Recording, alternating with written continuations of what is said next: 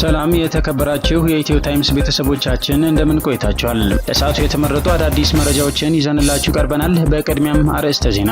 የመከላከያ ሰራዊት ከአንበሳሜ ከሐሙሲትና ከወሮታ አሰባስቦና በከባድ መሳሪያ ታግዞ ከፋኖ ጋር ውጊያ የከፈተ ቢሆንም ነገር ግን በርካታ ምሽጎቹ ተሰብረውበታል የተባለ ሲሆን ፋኖም ከ10 በላይ ቀጠናዎችን በቁጥጥሩ ስር አስገብቷል ተብሏል። ተጨማሪ አዘጋጅተናል። በትግራይ ክልል ከተካሄደው ደም አፋሳሽ ጦርነት በፊት ክልሉን በአመት 90 ሺህ የሚደርሱ የውጭ ሀገር ቱሪስቶች ጉብኝት የነበረ ቢሆንም አሁን ላይ በበጀት ዓመቱ 9 ወራት ብቻ በክልሉ ጉብኝት ያካሄዱ ዓለም አቀፍ ቱሪስቶች ቁጥር 7200 ብቻ ነው ተባለ። ከመቀሌ 101 ኪሎ ሜትር ርቀት ላይ የተገነባው ገራ አልታሎጅ ብቻ በየዓመቱ 20 ሺህ ቱሪስቶችን ያስተናግድ እንደነበረም ተገልጿል። ዝርዝሩን የምናስደምጣቸው ይሆናል። ሰነድ አልባ ስደተኞች ሀገሪቱን ለቀው እንዲወጡ ከአንድ ወር በፊት በጅቡቲ መንግስት የተሰጠው ቀነ ገደብ መጠናቀቁን ተከትሎ የጅቡቲ ፖሊስ ህገወጥ ስደትን መከላከል በሚል ርዕስ ባወጣው መግለጫ ትናንትና ጠዋት መጠነ ሰፊ አፈሳ መጀመሩንና 100 የሚጠጉ ሰነድ አልባ ስደተኞችን ነጋዶ ወደሚባል እስር ቤት ማስገባቱን ገልጿል። ተጨማሪ አለን። ኢትዮጵያውያን ለስደት መሸጋገሪያነት ከሚመርጧቸው ሀገራት መካከል አንዷ በሆነችው የመን ስደተኞች ተይዘውበት በነበረ ማቆያ ላይ የአሜሪካ የጦር አውሮፕላኖች በፈጸሙት ጥቃት በርካታ ኢትዮጵያውያን መሞታቸው የተገለጸ ሲሆን 3 የአንድ ቤተሰብ አባላት የሆኑ ኢትዮጵያውያን ህይወታቸው ማለፉና በጥቃቱ ህይወታቸው ያለፉት በአጠቃላይ ከ100 በላይ እንደሚሆኑ የዓይን እማኞች መናገራቸውም ተሰምቷል። ዝርዝሩን አዘጋጅተናል። የኦሮሞ ነጻነት ሰራዊት ኦነግ የኢትዮጵያ መንግስት ኦነግን እያሳደደ ነው በሚል ሰበብ በኬንያ ድንበር ውስጥ በሚገኙ የቦረና ኦሮሞ ማህበረሰቦች ላይ የኃይል ዘመቻ እያካሄደ ነው ሲል ከሰሰ። በተጨማሪም የአብይ አህመድ አስተዳደር በሶማሊላንድና በጅቡቲ ባለስልጣናት ኢትዮጵያውያንን ሲያስወጡ ብዙውን ጊዜ ኦሮሞዎችን ኢላማ ያደርጋሉ ሲል ከሷል። ዝርዝሩን አጠናቅረናል። ህንድ የአየር ማረፊያዎችን ደበደበች በማለት የፓኪስታን ጦር ከከሰሰ በኋላ አጸፋውን እየወሰደ መሆኑን አስታውቋል። በተመሳሳይ ኢስላማባድ ህንድ የኢንዱስ ውሃ ስምምነትን ማገዷ በፓኪስታን ህዝብ ላይ የተሰነዘረ አስከፊ ጥቃት ነው ማለቱ የተሰማ ቢሆንም በሌላ በኩል ህንድና ፓኪስታን አስቸኳይ የተኩስ አቁም ስምምነት ለማድረግ መስማማታቸውን የአሜሪካው ፕሬዚዳንት ዶናልድ ትራምፕ ገልጸዋል። ሌላኛው መረጃችን ነው። ወደ ኢትዮ ታይምስ ቤተሰቦቻችን እነዚህንና ሌሎችም ያልተሰሙ አዳዲስና ትኩስ መረጃዎችን ለማድመጥ እስከ መጨረሻው ድረስ ላይክ፣ ሼር እና ሰብስክራይብ በማድረግ አብራችሁን እንድትቆዩ በአክብሮት እንጋብዛለን።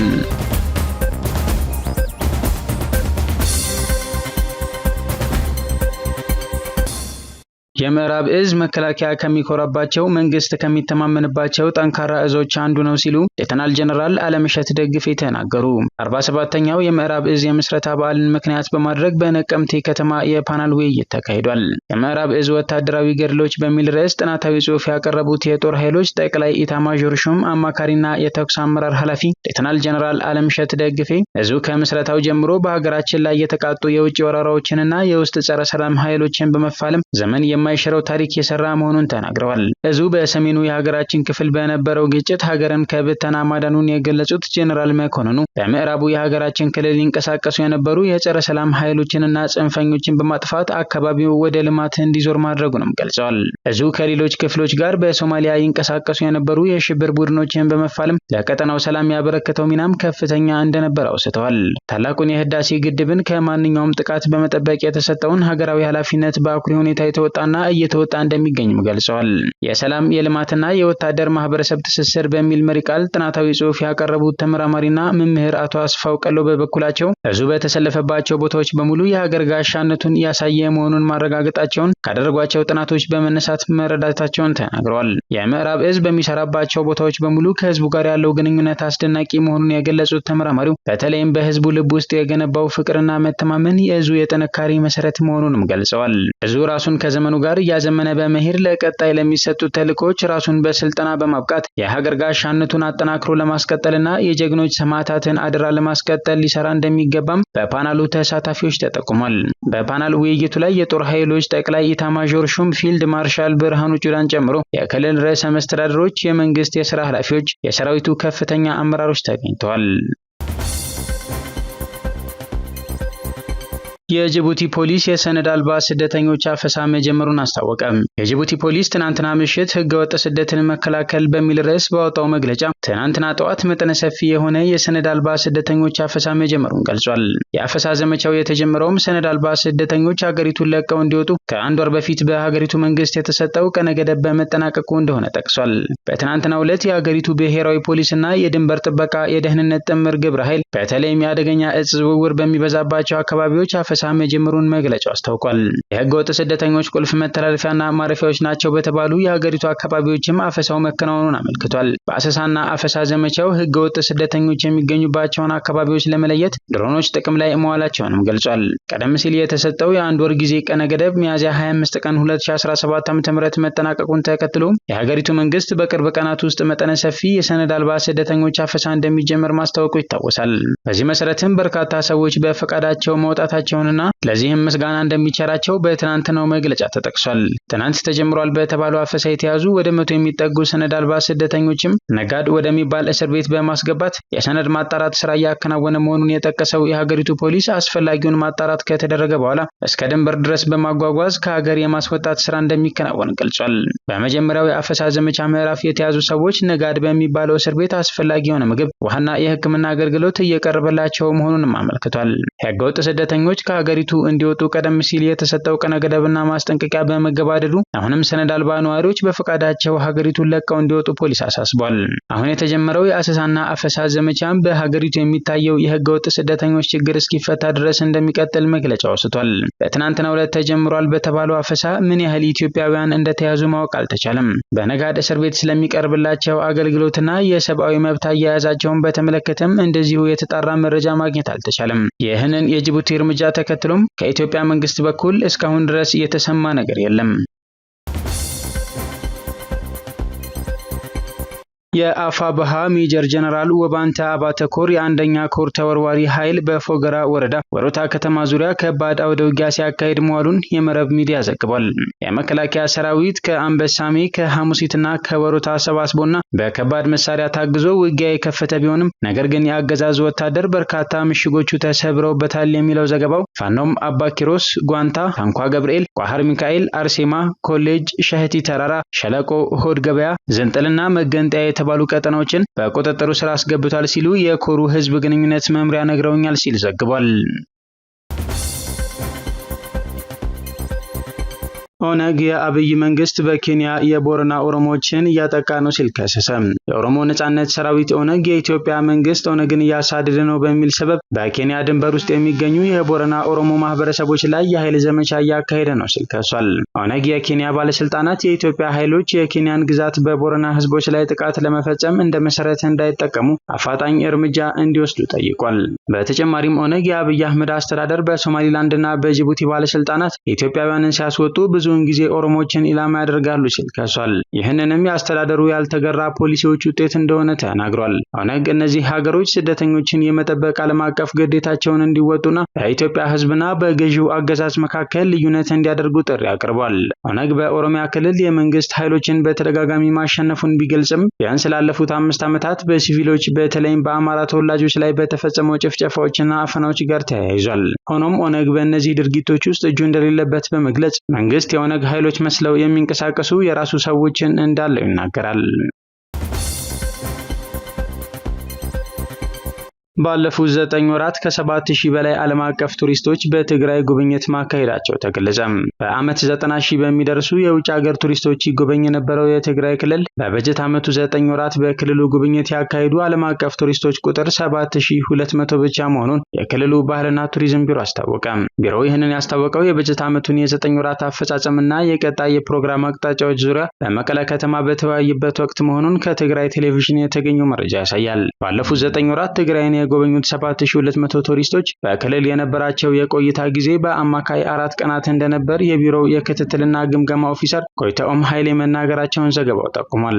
ቱሪስቶቹ በየቀኑ በአማካይ $230 ወጪ አድርገዋል። በዚህም በአጠቃላይ ከ6.6 ሚሊዮን ዶላር በላይ የውጭ ምንዛሬ ተዘዋውሯል ማለታቸውን አስታውቋል። ክልል የጎበኙ የሀገር ውስጥ ቱሪስቶች ቁጥር 1.5 ሚሊዮን መሆኑንና አማካይ የቆይታ ጊዜያቸውም 3 ቀናት እንደነበር ኃላፊው መናገራቸውን ዘገባው ጠቁሟል። የሀገር ውስጥ ቱሪስቶች አማካይ የቀን ወጪ 1000 ብር ነበር ሲሉ ገልጸው በዚህም መሰረት ከሀገር ውስጥ ቱሪስቶች ፍሰት ከ4.7 ቢሊዮን ብር በላይ የገንዘብ ልውውጥ ተደርጓል ሲሉ ማመላከታቸውን ዘገባው አካቷል። በትግራይ ከተካሄደው ደም አፋሳሽ ጦርነት በፊት ክልሉን በአመት 90,000 የሚጠጉ የውጭ ሀገር ቱሪስቶች ይጎበኙ እንደነበር የክልሉ የቱሪዝም ቢሮ መረጃ ያሳይ ነበር። የቱሪስቶቹ ዕለታዊ ወጪ በወቅቱ $250 ተደርጎ የተወሰደ ሲሆን ለ4 ቀናትም አማካይ ቆይታ ነበራቸው ተብሏል። ይህም ክልሉ ከውጭ ቱሪስቶች ብቻ በ10 ሚሊዮኖች ያገኝ ነበር ማለት በማለት መሆኑ በዘገባው ተመላክቷል። ከመቀሌ 101 ኪሎ ሜትር ርቀት በጣሊያናውያን ባለሀብቶች የተገነባው ገራአልታ ሎጂ ብቻ በየዓመቱ 20 ሺህ ቱሪስቶችን ያስተናግድ እንደነበር፣ ከነዚህ ቱሪስቶችም ውስጥ 95 በመቶ የሚሆኑት የውጭ ሀገር ቱሪስቶች መሆናቸውን የሎጂው ማናጀር ወልዳይ አስገዶም መግለጻቸውን በዘገባው ተካቷል። በህገወጥ መንገድ ሲዘዋወር ከተያዘ ከ1.2 ሚሊዮን ሊትር በላይ ነዳጅ ከ106 ሚሊዮን በላይ ብር ለመንግስት ገቢ መደረጉ ተገለጸ። ባለፉት 9 ወራት በህገወጥ መንገድ ሲዘዋወር ከተያዘ ከ1.2 ሚሊዮን ሊትር በላይ ነዳጅ ከ106 ሚሊዮን 152 ሺህ በላይ ብር በቅጣት መልኩ ለመንግስት ገቢ መደረጉን የንግድና ቀጠናዊ ትስስር ሚኒስቴር አስታወቀም። በተጠቀሰው ጊዜ በተወሰዱ እርምጃዎች በህገወጥ የነዳጅ ንግድ የተሳተፉት 54 ግለሰቦች በእስር መቀጣታቸውንና 62 የነዳጅ ማደያዎች መታሸጋቸውን የሀገር ውስጥ የንግድ መሪ ስራ አስፈጻሚ ሊቁ በነበሩ ለኢትዮጵያ ፕሬስ ድርጅት ተናግረዋል። ሚኒስቴር መስሪያ ቤቱ በአቅርቦትና በግብይት ሂደት ውስጥ የሚስተዋሉ ችግሮችን ለመቅረፍ አበክሮ እየሰራ ነው ያሉት መሪ ስራ አስፈጻሚው እነኚህን ተግባራት አጠናክሮ በማስቀጠል ገበያውን የማረጋጋት ስራ እንደሚሰራ አመላክተዋል። በተለይም ህገወጥ የነዳጅ ግብይትን ለመቆጣጠር የሚያስችል አዋጅ ጸድቆ ተግባራዊ በመደረጉ በበጀት ዓመቱ የተጀመሩ የቁጥጥር ስራዎች ተጠናክረው እንዲቀጥሉ ማስቻሉንም መሪ ስራ አስፈጻሚው ተናግረዋል። የንግድና ቀጠናዊ ትስስር ሚኒስትሩ ካሳሁን ጎፌ ዶክተር ከወራት በፊት በማህበራዊ ትስስር ገጻቸው ባጋሩ ጽሑፍ በጥቂት ወራት በተካሄደ የቁጥጥር ስራ በተለያዩ አካላት በህገወጥ መንገድ ሲዘዋወር የነበረ 385947.5 ሊትር ነዳጅ በቁጥጥር ስር ውሎ ለሽያጭ በመዋል 27 ሚሊዮን 946712 ብር ለመንግስት ገቢ መደረጉን ገልጸዋል። በሀገሪቱ የተለያዩ አካባቢዎች የጥቁር ገበያ የነዳጅ ሽያጭ የተስፋፋ በመሆኑ ከፍተኛ የሆነ የነዳጅ እጥረት እያጋጠመ መሆኑን አሽከርካሪዎች በተደጋጋሚ መግለጻቸው ይታወሳል። አሜሪካ በየመን የስደተኞች ማቆያ ላይ በፈጸመችው ጥቃት የአንድ ቤተሰብ አባላት የሆኑ 3 ኢትዮጵያውያን መገደላቸው ተሰማም። በቀይ ባህር ላይ የሚንቀሳቀሱ የምዕራባውያን የንግድ መርከቦች ላይ በሚፈጽሙት ጥቃት ምክንያት በምዕራባውያን የጦር አውሮፕላኖች ጥቃት እየተፈጸመባት ባለችው የመን ውስጥ ባለፈው ሳምንት በተፈጸመ ጥቃት በርካታ ስደተኞች ተገድለዋል። ምዕራባውያኑ የመርከቦቻቸውን ደህንነት አደጋ ላይ የጣሉትን የየመን ሁቲ ታጣቂዎችን ወታደራዊና የኢኮኖሚ ተቋማትን ኢላማ ማድረጋቸውን ሲናገሩ ቆይተዋል። በቅርቡ የተፈጸመው ጥቃት ግን ስደተኞች ተጠልለውበት የነበረ ቦታ መሆኑን ሪፖርቶች ያመለክታሉ። ኢትዮጵያውያን ለስደት መሸጋገሪያነት ከሚመርጧቸው ሀገራት መካከል አንዷ የሆነችው የመን ውስጥ የአሜሪካ የጦር አውሮፕላኖች ሚያዝያ 20 ቀን 2017 ዓ.ም ማለዳ ላይ የፈጸሙት ጥቃት ስደተኞች ተይዘውበት በነበረ ማቆያ ላይ መሆኑን የየመን ባለስልጣናት ገልጸዋል። በጥቃቱ ቢያንስ 68 ሰዎች መገደላቸውንና ተጨማሪ አብዛኞቹ ከባድ ጉዳት የደረሰባቸው 47 ሰዎች መቁሰላቸውን አልማሲራህ የተባለው የሁቲ የቴሌቪዥን ጣቢያ ዘግቧል። ሳዕዳ ግዛት ውስጥ በሚገኘው ማዕከል ላይ በተፈጸመው ጥቃት የሞቱትና የቆሰሉ ሰዎች አፍሪካውያን ስደተኞች ከመሆናቸው ውጪ በትክክል ከየትኞቹ ሀገራት የመጡ እንደሆኑ የታወቀ ነገር ባይኖርም አብዛኞቹ ኢትዮጵያውያን ሳይሆኑ እንዳልቀሩ ቢቢሲ የመን ውስጥ ከሚገኙ ኢትዮጵያውያን አረጋግጧል። ጥቃቱን ተከትሎ ሮይተርስ በጥቃቱ ከተገደሉት በተጨማሪ አንድ በጥቃቱ ቆስሎ የተረፈ ኢትዮጵያዊ እናቴ እያለ በአማርኛ ሲጣራ መሰማቱን ዘግቧል። አንዳንድ ኢትዮጵያውያን እንደሚሉት በጥቃቱ ከተገደሉትና ከቆሰሉት በርካቶቹ አንዳንዶቹም ሁሉም ኢትዮጵያውያን መሆናቸውን ያምናሉ።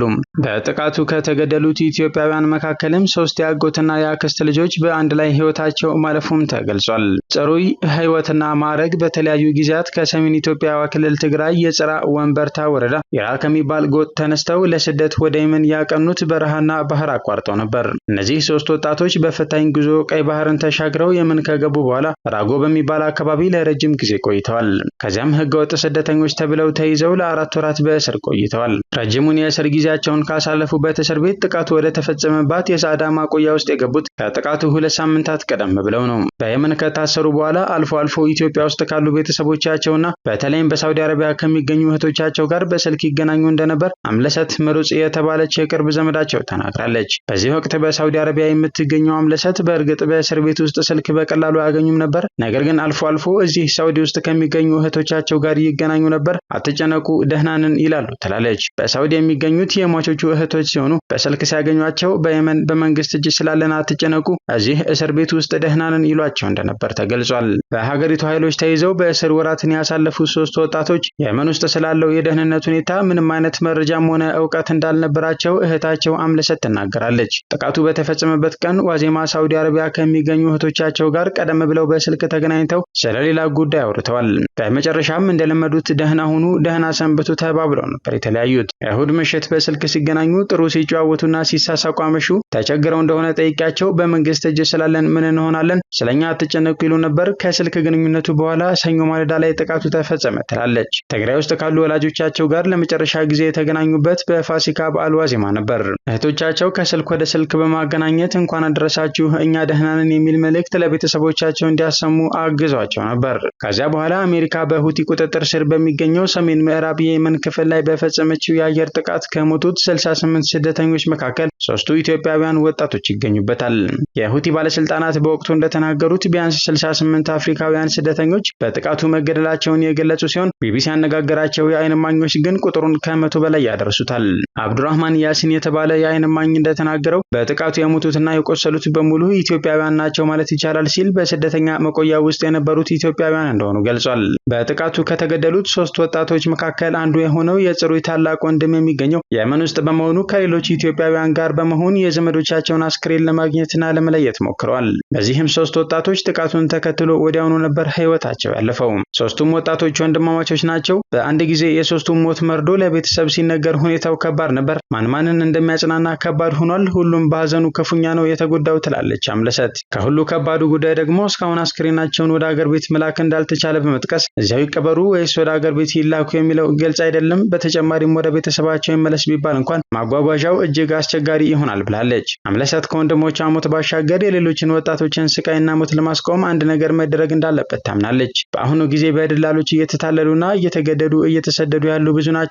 ባህር ተሻግረው ወደ ሳውዲ አረቢያ መግባት ፍላጎታቸው ቢሆንም መንገድ ላይ የቀሩ ነው። ስለዚህ ይብቃ መባል አለበት። በሀገሪቱ ያሉ ደላሎችን ህዝብና መንግስት ለፍርድ ሊያቀርባቸው ይገባል ብላለች። በአስቸጋሪና በአደገኛ ሁኔታ በረሃና ባህርን አቋርጠው የመን ከገቡ ከ8 ወር እስከ 3 ዓመት የሆናቸው የአንድ ቤተሰብ አባላቱ ጽሩይ ህይወትና ማዕረግ በሁቲ ጸጥታ ኃይሎች ተይዘው ለሞት ካበቃቸው እስር ቤት ከመግባታቸው በፊት በቀን ስራና ሳውዲ ያሉት እህቶቻቸው በሚልኩላቸው ገንዘብ ነበር ኑሯቸውን የሚመሩት። ራሳቸውና ለቤተሰባቸው መልካም ህይወት ሲሉ የመን የገቡት 3 ወጣቶች መዳረሻቸው የነበረችው ከየመን ሁቲዎች ጋር ፍጥጫ ውስጥ ወዳለችው ሳውዲ አረቢያ ነበር። እንዲሰደዱ ያስገድዳቸው በትግራይ ያለው ሁኔታ ነው። ከየመን ወደ ሳውዲ አረቢያ ለመሻገር ሲሞክሩ ድንበር ጠባቂዎች ሊያሳልፏቸው አልቻሉም። ወደ ሀገራቸው እንዳይመለሱም የሚጠብቃቸው ባህር ነው። በዚህ ምክንያት የመን ለመቆየት ተገደዱ ትላለች አምለሰት። በገጠር የሚገኙትን አርሶ አደር ቤተሰቦቻቸውን ለመርዳት ከሀገራቸው የተሰደዱት ወጣቶቹ ወደ ሳውዲ አረቢያ መሻገር ሳይቀናቸው ወይም ወደ ሀገራቸው ሳይመለሱ እየተንከራተቱ ባለበት ጊዜ በየመን የጸጥታ ኃይሎች ህገወጥ ስደተኞች ተብለው ለእስር ተዳረጉ። በእስር ላይ ሳሉም ባላሰቡትና ባልጠበቁት ሁኔታ በእስር ቤቱ ላይ በተፈጸመው የአየር ጥቃት እንደወጡ ቀሩ።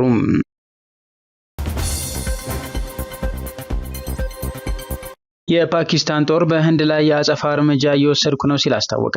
የፓኪስታን ጦር ህንድ የአየር ማረፊያዎችን ደበደበች በማለት ከከሰሰ በኋላ አጸፋውን እየወሰደ መሆኑን አስታውቋል። ከህንድ በኩል እስካሁን የተሰጠ አስተያየት ባይኖርም ጥቃት ከደረሰባቸው የአየር ማረፊያ ጣቢያዎች አንዱ ከፓኪስታን ዋና ከተማ ኢስላማባድ 10 ኪሎ ሜትር ርቀት ላይ የሚገኘው ኑርካን የአየር ማረፊያ ነው ተብሏል። ህንድ አየር ማረፊያዎቿን መዝጋቷን ተከትሎ የፓኪስታን አየር ክልልም ለጊዜው ከስራ ውጭ ሆኗል። በተመሳሳይ ኢስላማባድ ህንድ የኢንዱስ ውሃ ስምምነትን ማገዷ በፓኪስታን ህዝብ ላይ የተሰነዘረ አስከፊ ጥቃት ነው ብሏል። በሚሊዮን የሚቆጠሩ ሰዎች በዚህ ስምምነት ላይ ጥገኛ መሆናቸውን ተከትሎ የህንድ ውሳኔ በፓኪስታን ህዝብና በኢኮኖሚዋ ላይ ከተፈጸመ ጥቃት ጋር እኩል ነው ሲል ገልጿል።